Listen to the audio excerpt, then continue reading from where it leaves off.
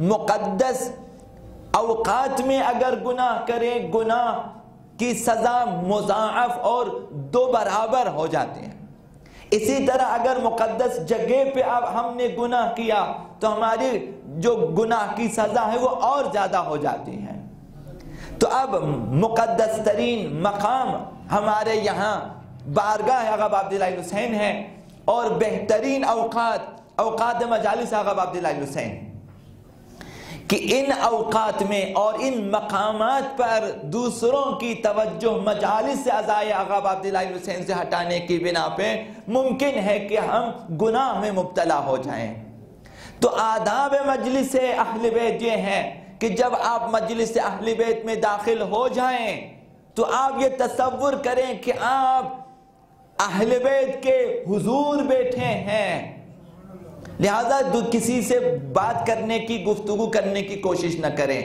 اگر واجبی ہے، اگر کوئی ایمرجنسی ہے، اگر کوئی ایسی صورتحال ہے تو آپ باہر جا کر مثلا گفتگو کریں.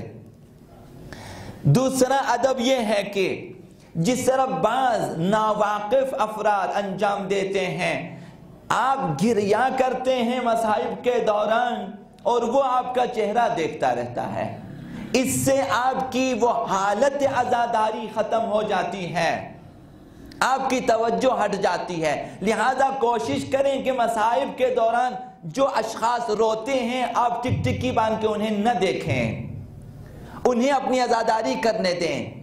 اگر آپ کو رونا آتا ہے روئیں، اگر آپ آواز کے ساتھ رونا چاہتے ہیں رو لیں، اگر آپ خاموش گریہ کرنا چاہتے ہیں آپ خاموش گریہ کریں. آپ کے لیے اہل بیت نے یہ سفارش کی ہے کہ یا رو لیں یا پھر رونے کی کوشش کریں، یا بکا کریں یا پھر تباکی کریں. بکا رونا ہے، تباکی رونے کی کوشش کرنا ہے. رونے کی کوشش کریں، دوسروں کے منہ نہ دیکھیں عزاداری کے وقت. اب جب روتے ہیں تو انسان کا چہرہ ممکن ہے کہ عام حالت میں جس طرح چہرہ ہوتا اس طرح نہیں ہوتا، تو آپ دیکھتے رہیں. بعض اوقات ممکن ہے کہ آپ کو ہنسی آ جائے تو اور بھی گناہ میں اضافہ ہوگا. ایک طرف مجلس اہل بیت کی توہین ہوگی، دوسری طرف دوسرے اشخاص کی جو کہ بہترین عبادت عزاداری میں مصروف تھے ان کی توجہ ہٹا دی، تو یہ بھی گناہ ہو سکتا ہے.